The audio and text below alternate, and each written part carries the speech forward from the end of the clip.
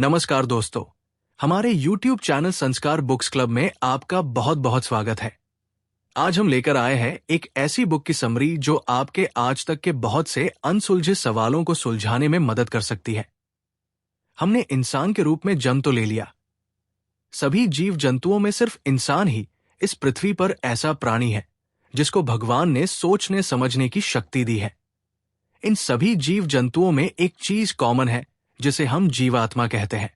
हम जीवात्मा के बारे में बहुत सी बातें करते हैं, पर आज तक हम ये नहीं समझ पाए कि ये क्या है, किस रूप में हमारे अंदर मौजूद रहती है और जीव के मरने पर यह जीवात्मा कहाँ चली जाती है। आज हम इसी पर लिखी गई एक बेहतरीन बुक को लेकर आए हैं जिसका नाम है आत्मा का रहस्य, जो श्रीमान जतन गुर्जर द्वारा लिखी गई है। ये पुस्तक प्रश्नोत्तर फोरम में लिखी हुई है।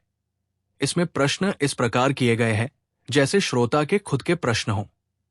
यदि आप इसे पूरा सुनते हैं तो हमारा वादा, आपके दिमाग में ऐसा कोई प्रश्न नहीं बचेगा जो अनुत्तरित रह गया हो। यदि आप इस पुस्तक को विस्तार से पढ़ना चाहें तो अमेजन की किंडल पर इसे पढ़ सकते हैं। हम इस वीडियो में इसका लिंक आपको दे देंगे। इससे पहले कि आप इसमें खो जाए, इसे लाइक, शेयर और सब्सक्राइब करना न भूलें। शुरू करते हैं आज का एपिसोड। तो सुने लेखक के अपने विचार। हम किसी भी धर्म संप्रदाय से ताल्लुक रखते हो, पर हमारे मन में एक सवाल जरूर घूमता रहता है कि जीवात्मा क्या है, ये किस रूप में हमारे शरीर में विद्यमान है। हमारे ऋषि मुनियों, साधु संतों व सभी धर्म के अन्य धर्म गुरुओं ने इस पर खूब कार्य भी किया है, परंतु जहां तक लेखक मानना है, अभी तक ये सवाल अनसुलझा ही है। श्रीमद्भागवत गीता ने लेखक के इन प्रश्नों का जवाब देने में कुछ हद तक जरूर कोशिश की। गीता के प्रथम अध्याय के महात्म्य में आत्मा के स्वरूप की बहुत अच्छी व्याख्या मिलती है, जो इस प्रकार है: आत्मा का स्वरूप द्वैत और अद्वैत से पृथक, भाव और अभाव से मुक्त तथा आदि और अंत से रहित है। गीता ने लेखक के मन में उठे सवालों को कुछ हद तक शांत किया, पर वो भी उन्हें पूर्ण रूप से संतुष्ट नहीं कर पाई। लेखक कहते हैं कि यहां पर मैं किसी भी धर्म के धर्म गुरुओं के खिलाफ कतई नहीं हूं। वो अपना कार्य अपने अपने तरीके से बखूबी कर रहे हैं। मैं उन समस्त धर्म गुरुओं को सहृदय प्रणाम करता हूं। उनके चरणों की धूल अपने मस्तिष्क पर सुसज्जित करता हूं।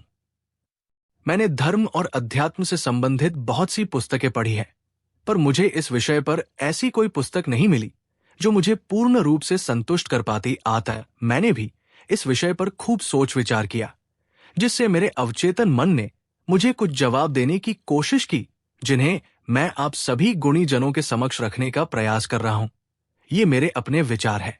लेखक कहते हैं कि मैं कई दिनों से इस पुस्तक को लिखना चाह रहा था, पर इसे पूर्ण करने के लिए मुझे काफी वक्त सोचना, पढ़ना पड़ा। मैं इस पुस्तक में ऐसा कुछ भी शामिल नहीं करना चाहता था जिससे किसी प्रकार से किसी की आत्मा को ठेस पहुंचे या कोई विवाद ही उत्पन्न हो। मैंने इस बिंदु पर भी कई पुस्तकें देखी, पर सभी अंततः हमारी धार्मिक पुस्तकों के अनुसार ही लिखी गई। अतः मैंने अंततः फैसला किया कि मुझे इस पर वो सब बातें लिखनी चाहिए जो मेरे अवचेतन मन ने सुझाई है, और मैंने इसे लिख दिया। मैं इस पुस्तक को अनावश्यक रूप से बड़ा नहीं करना चाहता था, इसलिए आपके अनमोल समय को ध्यान में रखते हुए बिंदु दर बिंदु ही लिखने का प्रयास किया। जबकि इस विषय पर कितने भी पेज लिखे जाएं, वो कम ही पड़ेंगे। लेखक ने उक्त पुस्तक प्रश्नोत्तर के फॉर्म में लिखी है। हम भी इसे इसी रूप में आपके समक्ष रखने का प्रयास करेंगे, जिससे इसे समझने में आसानी हो सके। प्रश्न: जीवन क्या है?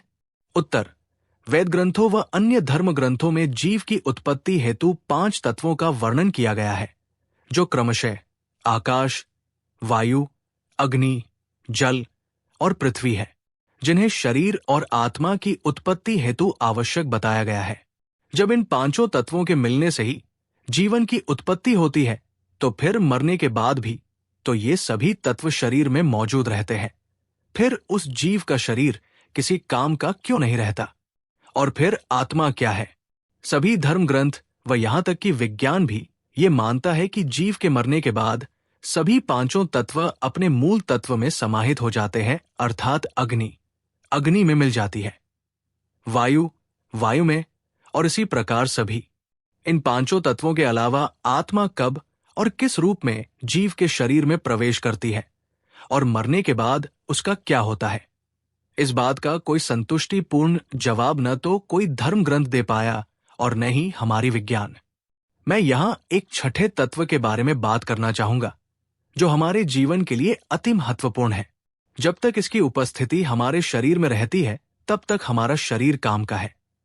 इसका अंत जैसे ही हमारे शरीर से होता है, उपरोक्त पांचों तत्व हमारे शरीर में मौजूद रहने के बाद भी वो शरीर किसी काम का नहीं रहता, अर्थात हमारी या उस जीव की मृत्यु हो जाती है। ये छठा तत्व है एक विशेष प्रकार की वाइब्रेशन रूपी ऊर्जा। इसके बगैर जीवन का कोई अस्तित्व नहीं होता। जब किसी गर्भ में उपरोक्त पांचों तत्व विकास कर रहे होते हैं तो उन्हें अपना पूर्ण विकास करने के लिए एक छठे तत्व की जरूरत पड़ती है, जिसके लिए ये पांचों तत्व मिलकर एक वैक्यूम तैयार करते हैं। हम जानते हैं कि वैक्यूम अवस्था ज्यादा वक्त तक नहीं रह पाती और उसे भरने के लिए किसी चीज की आवश्यकता जरूर पड़ती है। ये पांचों तत्व वैक्यूम तैयार कर छठे तत्व वाइब्रेशन रूपी ऊर्जा को आकर्षित करते हैं और उसकी पूर्ति के उपरांत ये सभी अपना संपूर्ण विकास भ्रूण व भ्रूण से नवजात शिशु के रूप में करते हैं। इसी वाइब्रेशन रूपी ऊर्जा को हम आत्मा के रूप में जानते हैं। प्रश्न, आत्मा क्या है? उत्तर, गीता के दूसरे अध्याय के श्लोक संख्या 20 के अनुसार ये आत्मा किसी काल में भी न जन्मता है और न मरता है, अथवा न ये आत्मा हो करके फिर होने वाला है, क्योंकि ये अजन्मा, नित्य, शाश्वत और पुरातन है। शरीर के नाश होने पर भी इसका नाश नहीं होता है। पूरे ब्रह्मांड में एक ऐसी शक्तिशाली वाइब्रेशन विद्यमान है जो इस पूरे ब्रह्मांड को चलायमान है। वह हर जगह अलग अलग फ्रीक्वेंसी में मौजूद है। जीवात्मा उसी वाइब्रेशन का एक छोटा भाग है जो सभी जीवित प्राणियों में उसके एक अंश के रूप में विद्यमान है। गीता के दूसरे ही अध्याय के श्लोक संख्या 23 से 24 के अनुसार इस आत्मा को शस्त्रादि नहीं काट सकते, इसको आग जला नहीं सकती और इसको जल गीला नहीं कर सकता, क्योंकि ये आत्मा अच्छेद है। ये आत्मा अदाह, अक्लेद और अशोष्य है तथा ये आत्मा निःसंदेह नित्य, सर्वव्यापक, अचल, स्थिर रहने वाली और सनातन है। प्रश्न, जीव आत्मा शरीर के किस हिस्से में मौजूद रहती है? उत्तर, अब जब हमने आत्मा के स्वरूप और उसकी उत्पत्ति के बारे में जान ही लिया तो हमारे मन में एक और सवाल उठता है कि जब आत्मा एक वाइब्रेशन का रूप ही है तो ये शरीर के किस हिस्से में विद्यमान रहती है? हमारे सामाजिक परिवेश की बात की जाए तो बताया जाता है कि आत्मा जीव के हृदय में रहती है, पर यह सत्य नहीं है। जीव आत्मा के लिए शरीर में ऐसा कोई विशेष स्थान नहीं है जिसके लिए कहा जा सके कि वो शरीर के अमुक हिस्से में विद्यमान है। ये संपूर्ण शरीर में एक वाइब्रेशन के रूप में विद्यमान रहती है जिसका केंद्र बिंदु हृदय न होकर मस्तिष्क है, जहां से ये शरीर के संपूर्ण हिस्से में प्रसारित होती रहती है। प्रश्न, जीव आत्मा का पता क्यों नहीं लगाया जा सकता? उत्तर, हम किसी जीवित प्राणी को देखकर ये तो बता सकते हैं कि अभी उसमें जीवात्मा विद्यमान है, पर हम उसके रंग रूप, आकार प्रकार के बारे में कुछ नहीं बता सकते। विज्ञान ने बहुत तरक्की कर ली है। उसका प्रयोग कर हम शरीर के सभी हिस्सों को स्कैन कर सकते हैं, उसके एक्सरे ले सकते हैं, पर अभी तक वो इस बिंदु पर नहीं पहुंच पाई है कि वो इसका भी कुछ आभास किसी तकनीकी रूप से करके जवाब दे सके। इसमें विज्ञान अभी तक असफल साबित हुई है। इसका कारण सिर्फ इतना सा है कि इस विशेष प्रकार की वाइब्रेशन रूपी ऊर्जा को डिटेक्ट करने हेतु या तो ऐसा कोई यंत्र बनाया नहीं जा सका या उसे इस परिप्रेक्ष्य में उपयोग नहीं किया जा सका जिससे इस जीवात्मा रूपी वाइब्रेशन को जांचा परखा जा सके। विश्व के बहुत से वैज्ञानिक इस कार्य में लगे हुए हैं और मुझे पूर्ण विश्वास है कि वे जल्दी ही इस कार्य में सफलता अर्जित कर लेंगे। मैं किसी रूप में उनके काम आ सका तो मैं इसे अपना सौभाग्य मानूंगा। प्रश्न, कोई जीव जब मरणासन होता है तो वो कुछ समय के लिए स्वस्थ क्यों लगता है? उत्तर, आप लोगों ने बहुत बार ये महसूस किया होगा कि जब इंसान मरने वाला होता है तो वो एक बार कुछ समय के लिए स्वस्थ नजर आता है। हम जानते हैं कि हमारे शरीर को कंट्रोल करने कि संपूर्ण शक्ति हमारे मस्तिष्क के पास होती है। वही हमारे शरीर की ऐच्छिक न कच्छिक क्रियाओं को कंट्रोल करता है। चूंकि आत्मा रूपी वाइब्रेशन ऊर्जा का केंद्र बिंदु भी मस्तिष्क ही है, तो जब कोई बीमार इंसान या अन्य जीव मरने के करीब होता है तो वो मरने से कुछ समय पहले एक बार ऊर्जावान व स्वस्थ नजर आता है। उसका कारण यह है कि जो वाइब्रेशन रूपी ऊर्जा शरीर के अन्य हिस्सों में मौजूद होती है वो एक्टिव होकर अपने केंद्र बिंदु की ओर प्रस्थान करना शुरू करती है। ये प्रक्रिया इंसान या अन्य जीव की मौत के कुछ घंटों पूर्व शुरू होती है, जिससे उस जीव का शरीर ऊर्जावान महसूस होता है। जैसे ही संपूर्ण वाइब्रेशन रूपी शक्ति अपने केंद्र में समाहित हो जाती है, उस इंसान की मौत हो जाती है। प्रश्न: अंत्येष्टि करने में जल्दबाजी क्यों नहीं करनी चाहिए? उत्तर: हम किसी भी धर्म या संप्रदाय से ताल्लुक रखते हो पर जब कोई इंसान मरता है तो हम सामाजिक रीति रिवाजों के कारण उस इंसान की अंत्येष्टि करने में जल्दबाजी करते हैं, जो बहुत ही गलत और पाप है। क्योंकि इंसान के मरने के बाद भी उक्त संपूर्ण ऊर्जा एक साथ शरीर को नहीं छोड़ पाती, बल्कि वो धीरे धीरे अपनी प्रक्रिया पूर्ण करती है। जल्दी अंत्येष्टि करने से उक्त संपूर्ण ऊर्जा निकल नहीं पाती, जिससे उसका हास हो जाता है। यदि मरने वाला इंसान जवान और स्वस्थ था तो उसकी ये ऊर्जा संपूर्ण रूप से शरीर छोड़ने में ज्यादा वक्त लगाती है। अतः इसे अवश्य ध्यान में रखा जाना चाहिए। प्रश्न: जीव जब मरता है तो आत्मा रूपी उस वाइब्रेशन शक्ति का क्या होता है? उत्तर: वाइब्रेशन रूपी ये ऊर्जा, जिसे हम आत्मा के रूप में जानते हैं, ये एक निश्चित फ्रिक्वेंसी पर काम करती है। यदि इसकी फ्रिक्वेंसी कमजोर हो जाती है तो वो जीव बीमार पड़ जाता है। जब कोई जीव मरता है तो उसकी अवस्था के अनुसार इसके दो परिणाम होते हैं। एक, यदि वो जीव अपनी संपूर्ण आयु पूर्ण करने के बाद मरता है तो ये वाइब्रेशन रूपी ऊर्जा अपने मुख्य पिंड जो ब्रह्मांड में अवस्थित है उससे मिलने की कोशिश करती है। दो, यदि किसी जीव की अकाल मृत्यु होती है तो वो वाइब्रेशन जो अभी उस शरीर में कमजोर नहीं हुई थी, परंतु किसी दुर्घटनावश उसे वो शरीर छोड़ना पड़ा, हमारे आसपास ही घूमती रहती है। वो ब्रह्मांड की मुख्य वाइब्रेशन की तरफ प्रसारित नहीं हो पाती जब तक उसकी शक्ति कमजोर न हो जाए। उदाहरण: जब हम किसी चुंबक को तोड़ते हैं तो उसके पूर्व में जुड़े हुए हिस्से कभी आपस में नहीं जुड़ते, वे एक दूसरे को विपरीत दिशा में धक्का देते हैं। जबकि यदि उनमें से किसी एक हिस्से की चुंबकीय शक्ति को खत्म कर दिया जाए तो वे आपस में जुड़ जाएंगे। प्रश्न: भूत प्रेतों का रहस्य। उत्तर: भूत प्रेत के संबंध में हमने सभी ने सुन रखा है। कुछ लोग भूत प्रेतों में विश्वास भी करते हैं, जबकि कुछ लोग इनकी उपस्थिति को सिरे से नकार भी देते हैं। यहां तक कि विज्ञान भी इन चीजों में विश्वास नहीं करती।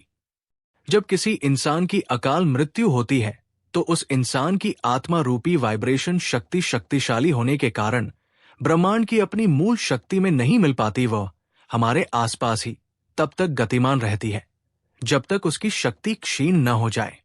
कुछ वर्षों बाद वो शक्ति कमजोर हो जाती है, जिससे वो अपनी मूल शक्ति में समाहित होने के काबिल हो जाती है। जब तक वो कमजोर नहीं होती तब तक वो हमारे आसपास ही भ्रमण करती है, जिन्हें हम भूत के रूप में जानते हैं। प्रश्न: भूत प्रेत के रूप में मृत इंसान उसके सगे संबंधियों, यार दोस्तों को ही ज्यादा महसूस क्यों होता है? उत्तर: जब इंसान जीवित होता है तो उसकी आत्मा रूपी वाइब्रेशन शक्ति अन्य आसपास रहने वाले लोगों से विसंयोजित रहती है। यदि किसी कारणवश उस इंसान की अकाल मृत्यु हो जाती है और उसकी आत्मा रूपी वाइब्रेशन जब ब्रह्मांड की प्रमुख वाइब्रेशन में नहीं मिल पाती तो वो धरातल के आसपास ही विचरण करती रहती है। जब वो धरातल अर्थात हमारे आसपास विचरण करती है तो वो उन वाइब्रेशंस की ओर आकर्षित होती है जिनसे उस इंसान के जीवित होने के दौरान ज्यादा जुड़ाव था, जिन्हें हम आम भाषा में उस इंसान का भूत कह देते हैं। अब कुछ लोगों का सवाल हो सकता है कि ये क्या बकवास है कि ये आत्मा उसके सगे संबंधियों को ही ज्यादा दिखती है या सिर्फ एक दायरे तक ही सीमित रहती है। मैं यहां आपका ध्यान दूसरी तरफ आकर्षित करना चाहूंगा। क्या आपने कभी सुना है कि अमेरिका या अन्य किसी जगह कोई इंसान मरा और उसका भूत हमें हमारे आसपास कभी किसी ने देखा या सुना हो। यदि वो व्यक्ति हमारे आसपास का था और उसके सगे संबंधित या चाहने वाला कोई इंसान हमारे आसपास रहता है, तो उसे उसकी मौजूदगी अवश्य नजर आएगी। प्रश्न: क्या सभी मृत इंसान भूत बनते हैं? उत्तर: ये भी एक महत्वपूर्ण सवाल है। इतना सब कुछ पढ़ने के बाद आपके मस्तिष्क में यही सवाल उठ रहा होगा कि जब ऐसा है तो सभी इंसान भूत बनते होंगे। इस पर लेखक का मानना है कि सभी इंसान भूत नहीं बनते। भूत वे लोग ही बनते हैं जिनकी वाइब्रेशन रूपी ऊर्जा शक्तिशाली थी, परंतु किसी कारणवश उनकी मौत हो गई।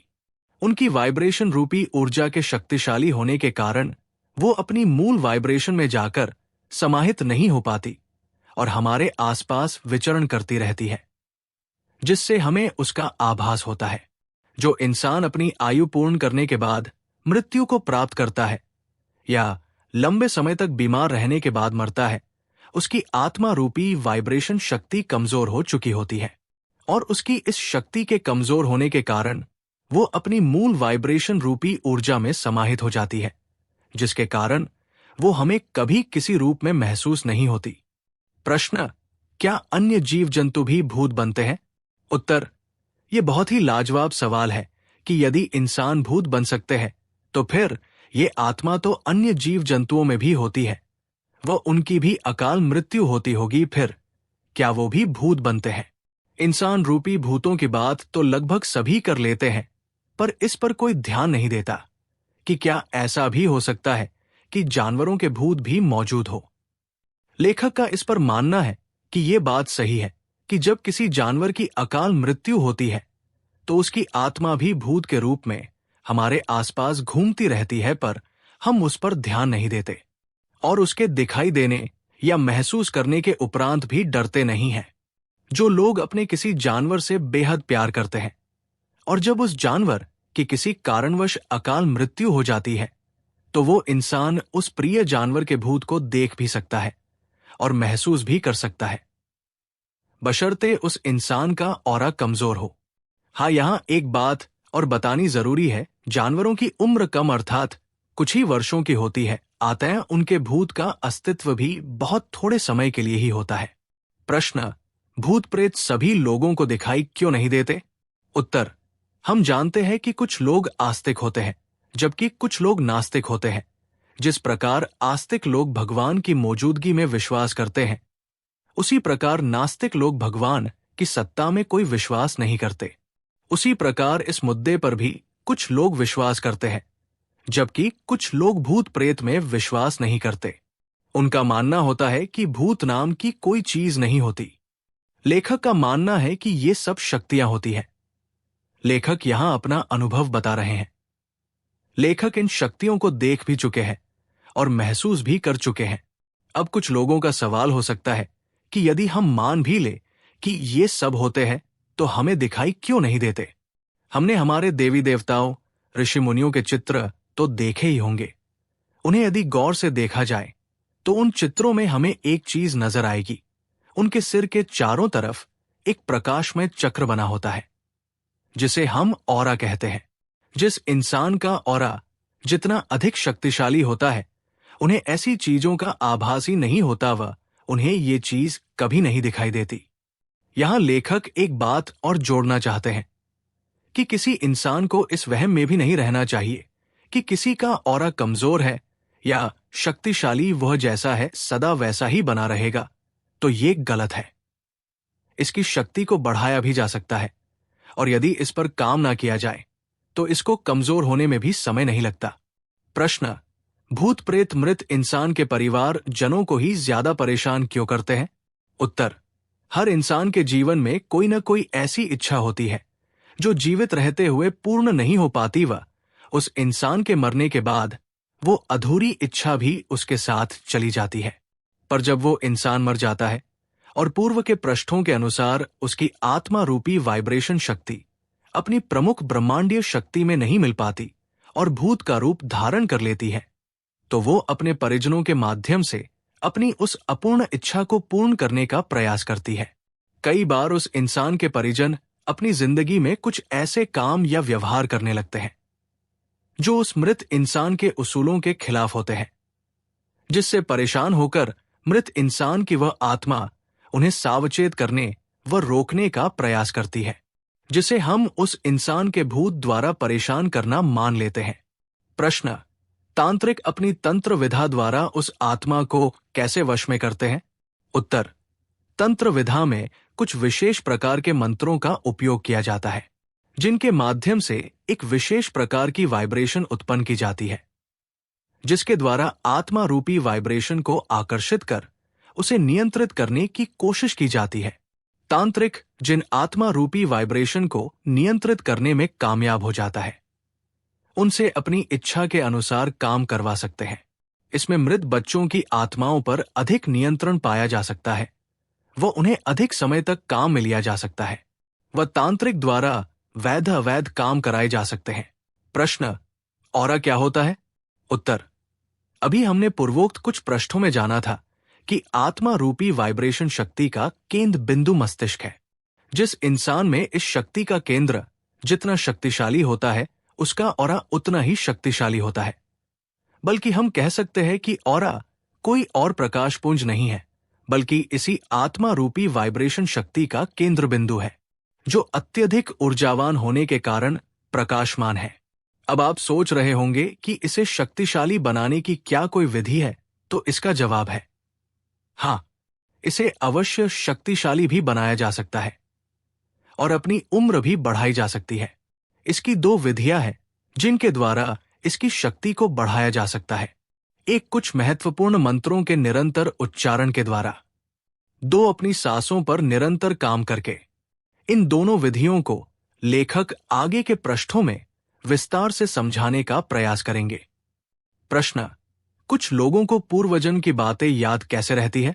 उत्तर: हमें अक्सर समाचार पत्रों व न्यूज चैनल के माध्यम से समय समय पर खबरें मिलती रहती है, या यूं कहे कि सुनने को मिलता रहता है कि फला गांव या शहर के किसी बच्चे को अपने पिछले जन्म की सभी बातें याद है, या वो पिछले जन्म के अपने सभी सगे संबंधियों को पहचानने का दावा कर रहा है। क्या ये सच होता है? हम भी ऐसा सोचने पर विवश हो जाते हैं कि क्या ऐसा वास्तव में हो सकता है? मुझे नहीं पता आप इन बातों पर विश्वास करते हैं या नहीं, पर यहां लेखक मानना है कि हाँ, वास्तव में ऐसा हो सकता है। जब कोई इंसान अकाल मृत्यु को प्राप्त होता है, तो उसकी आत्मा रूपी वाइब्रेशन शक्ति पृथ्वी के इर्द गिर्द ही गतिमान रहती है। वे अपनी मुख्य ब्रह्मांडीय शक्ति में समाहित नहीं हो पाती। जब तक वो अर्थात अकाल मृत्यु के कारण इंसान से निकली आत्मा रूपी वाइब्रेशन शक्ति अपनी मूल शक्ति में समाहित न हो जाए, तब तक उसकी याददाश्त ज्यों की त्यों बनी रहती है, जिसे हम भूतों वाली प्रक्रिया में भी देख सकते हैं कि वे जीवित इंसान की तरह ही व्यवहार करते हैं, अर्थात उनकी याददाश्त बनी रहती है। और तांत्रिक लोग भी इसी याददाश्त का प्रयोग करके अपने वैध अवैध कार्य संपन्न करवा लेते हैं। जब किसी भ्रूण के बनने की प्रक्रिया में वैक्यूम बनना शुरू होता है, जिसकी जानकारी शुरुआती पृष्ठों में दी गई थी, तो उसे छठे तत्व की आवश्यकता होती है। तब ऐसी वाइब्रेशन शक्ति उस भ्रूण में प्रवेश कर जाती है, जिससे उसकी याददाश्त उस भ्रूण से जन्मे नवजात बच्चे में समाहित हो जाती है, और उस बच्चे को अपनी पिछले जन्म की सभी बातें याद रह जाती है। प्रश्न: सभी को अपने पूर्व जन्म की बातें याद क्यों नहीं रहती? उत्तर: ये सवाल बहुत ही अच्छा है यदि आपके दिमाग में उठा है तो, और लेखक आपके सभी सवालों का वाजिब जवाब देने का पूर्ण प्रयास कर रहे हैं। आपके इस सवाल के जवाब को दो हिस्सों में बांटकर लेखक देना चाहते हैं। एक, जब किसी जीव जंतु की आत्मा रूपी वाइब्रेशन जब किसी इंसानी भ्रूण के वैक्यूम को भरती है, तो वो इंसानी वाइब्रेशन की तरह ही अपनी पूर्व जन्म की सभी क्रिया प्रतिक्रिया को अपने अगले जन्म में भी संचालित किए रहती है। वो इंसान अपने पूर्व जन्म के जानवर के रूप में ही इस इंसानी चोले में अपना व्यवहार करता देखा जा सकता है। ऐसा इंसान लालची, कपटी, धोखा देने वाला, स्वार्थी, धूर्त, चापलूस, चुगल इत्यादि सभी या इनमें से कुछ अवगुणों के साथ इस दुनिया में काम करता या व्यवहार करता नजर आएगा। यदि किसी सज्जन को लेखक की इस बात पर विश्वास न हो, तो वो किसी शांत स्थान पर जाए, वह वहां जाकर अपने मन को स्थिर करके बैठ जाए, और यदि वो स्वयं के बारे में जानना चाहे तो अपने आप के बारे में सोचे, और यदि किसी अन्य इंसान के बारे में जानना चाहे तो उसके बारे में सोचे। 5 से 10 मिनट सोचते रहने पर आपके मस्तिष्क में स्वतः ही किसी जानवर की तस्वीर उभर आएगी या उस जानवर का विचार आपके मन में आ जाएगा। पर यह कार्य पूरी निष्ठा से ही करे तभी आपको परिणाम मिल सकेगा। इसमें कुछ इंसानों को हो सकता है परिणाम न मिले। वे लोग अपने आप को लेखक के इसी जवाब के दूसरे हिस्से के लोगों में शामिल हो सकते हैं। इस सवाल के जवाब के दूसरे हिस्से पर लेखक का मानना कुछ अलग और महत्वपूर्ण है। जिस प्रकार नदी द्वारा अपना जल समुद्र में उड़ेल देने के उपरांत नदी के जल का कोई अस्तित्व नहीं रहता, उसका स्वाद रंगरूप समुद्र के जल के समान हो जाता है। उसी प्रकार जब कोई इंसान या जीव जंतु अपनी आयु पूर्ण कर मृत्यु को प्राप्त होता है, तो आयु पूर्ण होने के कारण उसकी आत्मा रूपी वाइब्रेशन शक्ति कमजोर होने के कारण अपनी मूल ब्रह्मांडीय वाइब्रेशन में समाहित हो जाती है। मुख्य वाइब्रेशन शक्ति में समाहित होने के कारण ये नदी के जल की भांति अपने गुण अवगुण उसमें समाहित कर स्वच्छ और निर्मल हो जाती है। जब ये पुनः किसी भ्रूण के वैक्यूम में प्रवेश करती है तो वो बिल्कुल स्वच्छ होती है। उसकी पूर्व जन्मों की याददाश्त समाप्त हो चुकी होती है। वो नया जीवन नई तरह से शुरू करने को आतुर होती है। प्रश्न: सौरनी के दौरान क्या सच में किसी जीव के निशान मिलते हैं जिन्हें हम पुनर्जन्म से जोड़कर देखते हैं? उत्तर: हिंदू धर्म में तीसरे दिन सौरनी की रस्म अदा की जाती है, जिसमें साफ जगह पर थोड़ी सी मिट्टी डालकर उस पर मिट्टी का बर्तन रखा जाता है। सौरनी करने के दौरान उस मिट्टी पर पाए जाने वाले निशानों के आधार पर उस व्यक्ति के पुनर्जन्म का अंदाजा लगाया जाता है। लेखक ने इसकी सच्चाई को जानने के लिए अपने माता पिता की इस रस्म के दौरान पाया कि इसमें सच्चाई लेशमात्र भी नहीं होती। या तो इस दौरान कोई निशान पाए नहीं जाते, या पाए भी जाते हैं तो वो निशान किसी ऐसे सूक्ष्म जीव के मौजूद होते हैं जो मिट्टी का उपयोग करने के दौरान उस मिट्टी में मौजूद था। वह इस दौरान वो मिट्टी की उस सतह पर आकर रेगा था, जिससे अजीब से निशान बन गए थे, जिन्हें हम विशेष निशान मानकर उस इंसान के पुनर्जन्म का अंदाजा लगा लेते हैं। प्रश्न: हिंदू धर्म में एक मान्यता है कि इंसान अपना भाग्य लिखवा कर लाता है। उत्तर: लेखक यहां कह रहे हैं कि मुझे पता है कि इस सवाल का जवाब देने से बहुत विवाद हो सकता है, पर मैं अपने पाठकों को इसका जवाब भी देना चाहूंगा। लेखक के जीवन में हुए अनुभव के आधार पर लेखक इस बात से पूर्णतः इत्तेफाक रखता है कि ये बात सच है कि इंसान अपना भाग्य लिखवा कर लाता है, पर सभी इंसानों के साथ ऐसा नहीं होता। लेखक की मान्यता के अनुसार जिस इंसान के जन्म ब्रह्मांडीय मुख्य वाइब्रेशन शक्ति के सहयोग से होता है, उसके साथ ऐसा नहीं होता, क्योंकि उनकी आत्मा लेखक के पूर्व कथन के अनुसार निर्मल हो चुकी होती है। अतः उनकी खोपड़ी पर ऐसे निशान नहीं पाए जाने चाहिए। जिन इंसानों का जन्म धरातल पर ही मौजूद आत्मा रूपी वाइब्रेशन के कारण होता है, उनकी आत्मा अपनी मुख्य ब्रह्मांडीय वाइब्रेशन के साथ नहीं मिलने के कारण निर्मल नहीं हो पाती व पूर्व जन्म की कुछ याददाश्त उनकी खोपड़ी पर अंकित रह जाती है, जिसे हम विधाता की अमिट छाप कह देते हैं। लेखक ने अपनी इस पुस्तक में कुछ चित्र साझा किए हैं, जिनका जरा गौर से अन्वेषण करें। आपको ये फोटो किस चीज के नजर आ रहे हैं? वह इन्हें गौर से देखने पर आप पाएंगे कि इन पर कुछ लिखा हुआ भी है। यदि आप इस पर लिखे हुए को पढ़ने में कामयाब होते हैं तो कृपया लेखक को भी बताने का श्रम करें। लेखक आपका आभारी रहेगा। ये सभी चित्र लेखक के पूज्य पिता श्री की खोपड़ी के हैं। प्रश्न: कुछ घरेलू जानवर अपनों का सा व्यवहार क्यों करते हैं? उत्तर: कुछ घरेलू जानवरों से हमें इतना लगाव होता है कि उनमें हमें अपने किसी चाहने वाले के गुण या व्यवहार करते नजर आते हैं। वे हमें और हम उन्हें बेहद प्यार करने लगते हैं, पर हम ये नहीं जान पाते कि ऐसा क्यों होता है। यदि इस विषय पर हम गहराई से मंथन करें तो पाएंगे कि ऐसा उस संबंधित परिजन की अकाल मृत्यु का ही परिणाम है। जब हम जीवन में किसी परिजन से बेहद प्यार करते हैं तो उनसे हमारी आत्मारूपी वाइब्रेशन कनेक्ट हो जाती है। अब किसी कारणवश यदि उस परिजन की अकाल मृत्यु हो जाए तो उसकी आत्मा रूपी वाइब्रेशन अपनी मुख्य वाइब्रेशन में तो मिल नहीं पाती। अतः वो हमारी वाइब्रेशन से पूर्व में कनेक्ट रहने के कारण हमारे आसपास ही भ्रमण करती रहती है। जैसे ही उसे किसी भ्रूण में वैक्यूम मिलता है, उसमें स्थापित हो नया जन्म ले लेती है। वह उक्त जानवर बड़ा होने के बाद हमारे साथ उस परिजन का सा व्यवहार करता नजर आता है। प्रश्न, किसी भूत का अस्तित्व कब खत्म होता है? उत्तर, गीता के दूसरे अध्याय के श्लोक संख्या 28 के अनुसार संपूर्ण प्राणी जन्म से पहले बिना शरीर वाले और मरने के बाद भी बिना शरीर वाले ही हैं। केवल बीच में ही शरीर वाले प्रतीत होते हैं। फिर उस विषय में क्या चिंता? जो लोग इन चीजों में विश्वास करते हैं या उनके साथ ऐसा हादसा हो चुका होता है कि किसी आत्मा ने उन्हें या तो परेशान किया था या उनके किसी परिचित के साथ ऐसा हुआ था, वे लोग जानते हैं कि एक वक्त ऐसा आता है जब पीड़ित का बगैर कोई इलाज कराए ही वो ठीक हो जाता है और वो सही रहने लगता है। ऐसा इसलिए होता है कि जब इंसान की अकाल मृत्यु होती है तो उसकी आत्मा रूपी वाइब्रेशन शक्ति ज्यादा शक्तिशाली होने के कारण अपनी मूल शक्ति में समाहित नहीं हो पाती और वो पृथ्वी के आसपास विचरण करती रहती है। इस दौरान हम इसे भूत का नाम दे देते हैं। ये विचरण तब तक चलता रहता है जब तक उस मृतक इंसान की वास्तविक आयु पूर्ण न हो जाए। जब उसकी वास्तविक आयु पूर्ण हो जाती है तो वो अपनी मूल वाइब्रेशन शक्ति में जाकर मिल जाती है या किसी नए भ्रूण में प्रवेश कर पुनर्जन्म न ले ले। जैसे ही इन दोनों में से जो भी कार्य पूर्ण हो जाता है, भूत रूपी उस आत्मा का अस्तित्व समाप्त हो जाता है। प्रश्न, कुछ बच्चे या जवान लोग स्वस्थ होने के बावजूद जल्दी क्यों मर जाते हैं?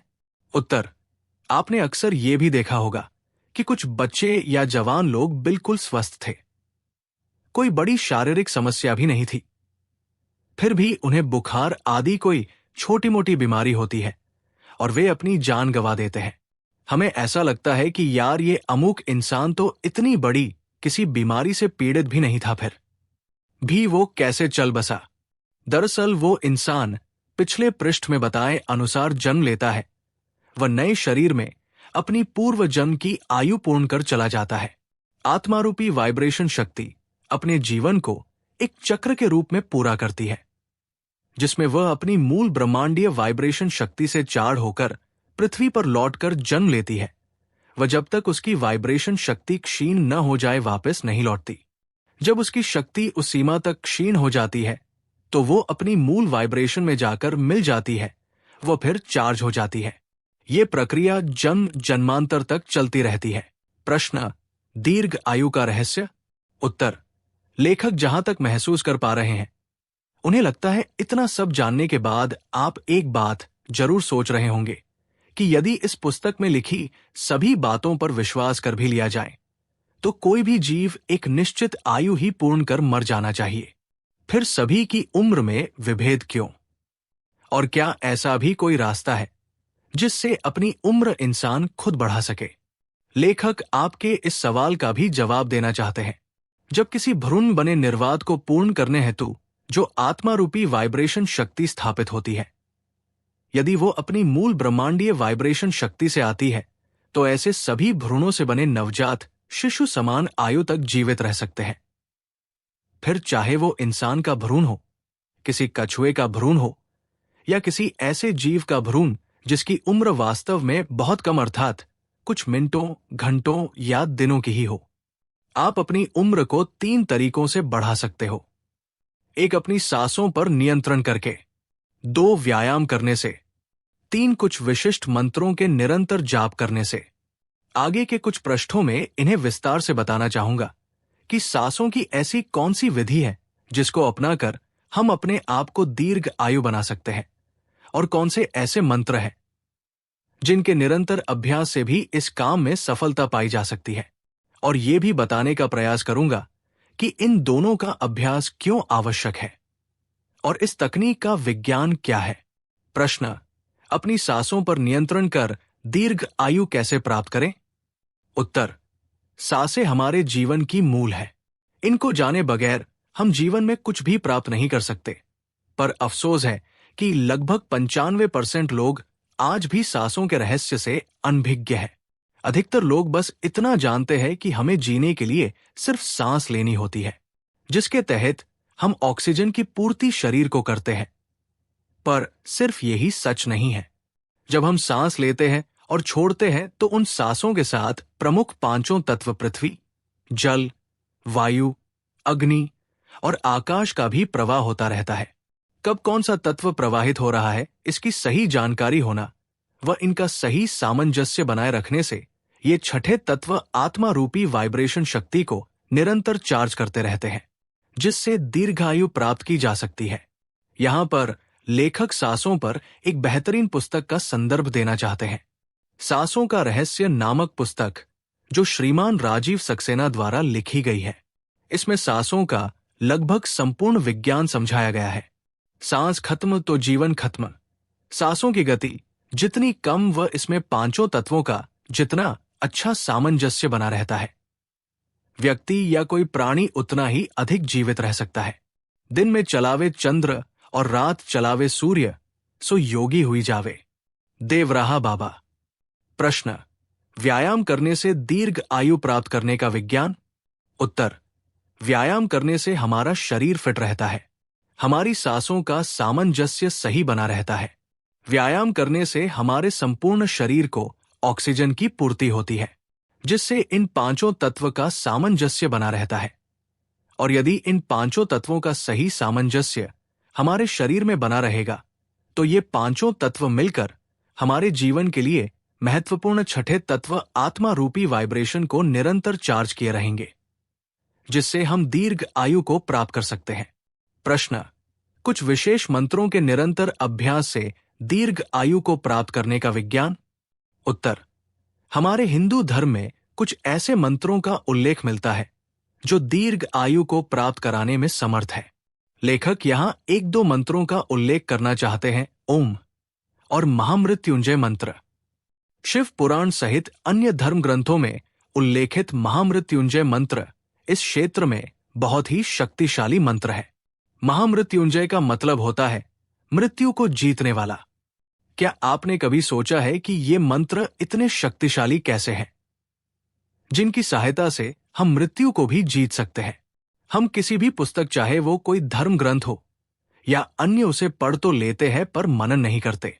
उस पुस्तक में लिखित बातों को ज्यादा से ज्यादा याद रखने की कोशिश करते हैं, पर उसके साथ अपने मस्तिष्क को काम पर नहीं लगाते, जिससे हमें उस पुस्तक का महत्वपूर्ण उद्देश्य समझ नहीं आता। क्या आपने कभी ध्यान दिया है कि दीर्घायु को प्राप्त करने वाले सभी मंत्र शिवजी से संबंधित ही क्यों हैं? हिंदू धर्मानुसार सृष्टि के आरंभ से अंत के लिए 3 देवताओं को जिम्मेदार माना गया है, जिन्हें हम ब्रह्मा, विष्णु और महेश के रूप में जानते हैं। इनमें महेश अर्थात शिवजी को संहार का देवता माना जाता है। संहार अर्थात मृत्यु। जब किसी मनुष्य या जीव को मृत्यु से बचना होता है, तो उसे उससे संबंधित देवता को जानना जरूरी हो जाता है। शिवजी के उपरोक्त मंत्र इसी संदर्भ में ऋषि मुनियों द्वारा लिखे और उपयोग किए गए। लेखक यहां किसी धर्म या उसके देवता का प्रचार नहीं करना चाहते थे, पर उनकी इस पुस्तक में इस प्रश्न का सही उत्तर देने के लिए उन्हें इनका सहारा लेना पड़ा। क्या आपने कभी महामृत्युंजय मंत्र का जाप किया है या फिर ओम का किया हो? नहीं किया है तो चिंता करने की कोई बात नहीं है। मेरी अग्रलिखित बातों को जांचने के लिए एक बार करके देख सकते हैं। जब हम इन मंत्रों का जाप करते हैं तो पाते हैं कि इनके जाप से एक ऐसी वाइब्रेशन हमारे शरीर में उत्पन्न होती है, जो हमारे कंठ से शुरू होकर हमारे संपूर्ण शरीर में प्रसारित हो जाती है। इनके निरंतर जाप से ये वाइब्रेशन हमारे रोम-रोम में विस्तारित होती रहती है। ये वाइब्रेशन हमारी आत्मा रूपी वाइब्रेशन को चार्ज करने में महत्वपूर्ण भूमिका निभाती है, जो हमारे जीवन का आधार है। जब हमारी आत्मा रूपी वाइब्रेशन शक्ति की फ्रिक्वेंसी ज्यादा होगी, तो न तो हम बीमार ही पड़ेंगे और न ही हमारी अकाल मृत्यु होगी। प्रश्न: कुछ विशेष दिशाओं में सिर रखकर सोने की मनाही क्यों होती है? उत्तर: हम जानते हैं कि पृथ्वी के 2 ध्रुव होते हैं, उत्तरी ध्रुव व दक्षिणी ध्रुव। उत्तरी ध्रुव पृथ्वी के ऊपरी तरफ व दक्षिणी ध्रुव पृथ्वी के नीचे की ओर होता है। हम जानते हैं कि हमारी मुख्य ब्रह्मांडीय वाइब्रेशन भी ऊपर ही होती है, जो उत्तरी ध्रुव पर मौजूद वाइब्रेशन को आकर्षित करती रहती है। हमारी आत्मा रूपी वाइब्रेशन का केंद्र बिंदु भी सिर में अवस्थित होता है। जब हम उत्तर की ओर सिर रखकर सोते हैं तो ये आकर्षण और बढ़ जाता है, जिससे हमारी आत्मा रूपी वाइब्रेशन की फ्रिक्वेंसी कमजोर होने लगती है, जिससे हमारे बीमार पड़ने के संयोग बढ़ जाते हैं और हमारी मृत्यु तक हो सकती है। अतः उत्तरी ध्रुव की तरफ सिर करके कभी नहीं सोना चाहिए। प्रश्न: हिंदू धर्म में विवाह को 7 जन्मों का साथ बताने की सच्चाई? उत्तर: हिंदू धर्म में पति पत्नी का साथ 7 जन्मों तक बताया जाता है कि ये जोड़े 7 जन्मों तक साथ निभाते हैं, पर इसमें लेशमात्र भी सच्चाई नहीं है। लेखक ने आपको पूर्व में बताया था कि जब इंसान जीवित होता है तो उसकी आत्मा रूपी वाइब्रेशन शक्ति अपने आसपास रहने वाले लोगों की वाइब्रेशन से जुड़ जाती है। भविष्य में ऐसी जुड़ी हुई 2 वाइब्रेशनों के जीवन का अंत होता है तो अगले जन्म में वे दोनों वापस किसी न किसी रूप में वापस जुड़ना चाहती है।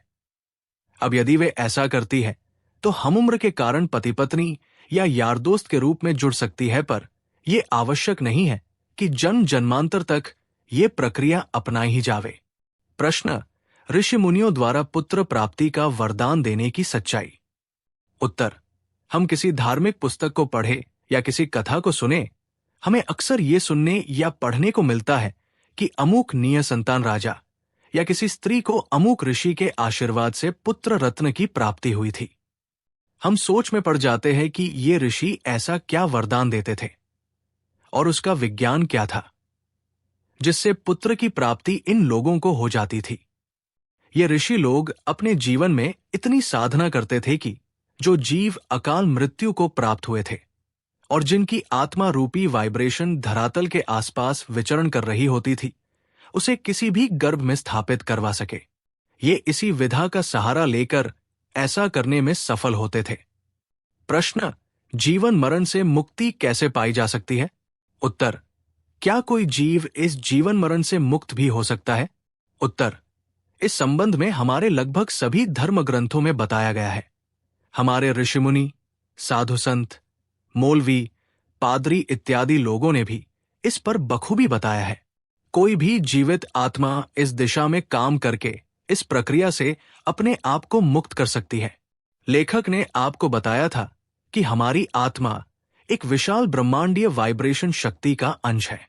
जीव की मृत्यु होने के उपरांत उसकी 2 गति हो सकती है। या तो उसकी आत्मा अपनी प्रमुख ब्रह्मांडीय वाइब्रेशन में समाहित हो जाए, या फिर इसी धरातल पर हमारे आसपास विचरण करती रहे। यहां लेखक एक बात और जोड़ना चाहते हैं कि जब हमारी आत्मा उस मुख्य वाइब्रेशन में समाहित होती है तो उसके भी 2 तरीके होते हैं। एक, यदि किसी जीव की आत्मा रूपी वाइब्रेशन शक्ति एक निश्चित बिंदु से ज्यादा क्षीण हो जाती है तो वो स्वतः ही मरने के बाद उस अपनी मुख्य ब्रह्मांडीय वाइब्रेशन शक्ति में समाहित हो जाती है, पर उसकी फ्रिक्वेंसी कम होने के कारण वो अपनी मुख्य ब्रह्मांडीय वाइब्रेशन के केंद्र तक नहीं पहुंच पाती, जिससे वो निरंतर जन्म ले लेकर पृथ्वी पर आती रहती है।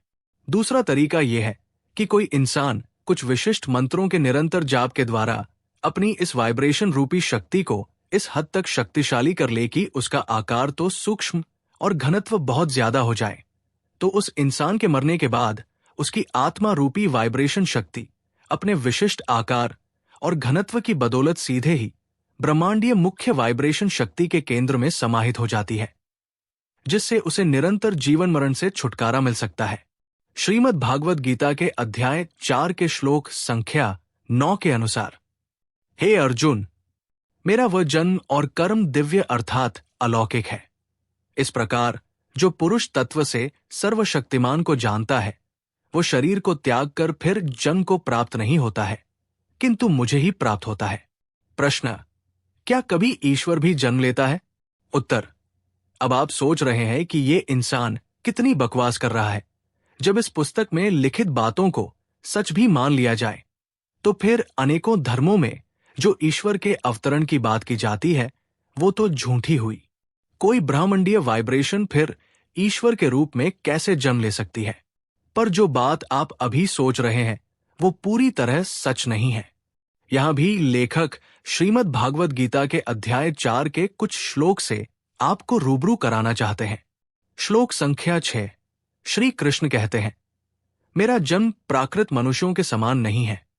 मैं अविनाशी स्वरूप, अजन्मा होने पर भी तथा सब भूत प्राणियों का ईश्वर होने पर भी अपनी प्रकृति को अधीन करके योगमाया से प्रकट होता हूं। श्लोक संख्या 7। यदा यदा ही धर्मस्य ग्लानिर्भवति भारत, अभ्युत्थान मधर्मस्य तदात्मानं सृजाम्यहम्। हे भारत, जब जब धर्म की हानि और अधर्म की वृद्धि होती है, तब तभी मैं अपने रूप को रचता हूं अर्थात प्रकट करता हूं। श्लोक संख्या 8। क्योंकि साधु पुरुषों का उद्धार करने के लिए और दूषित कर्म करने वालों का नाश करने के लिए तथा धर्म की स्थापना करने के लिए युग युग में प्रकट होता हूं। लेखक कहते हैं कि अब आप सोच रहे होंगे कि मैं यहां इतना गीता के उपदेश क्यों दे रहा हूं, पर मेरा जवाब ही इन्हीं कुछ श्लोक के अंदर छुपा हुआ है।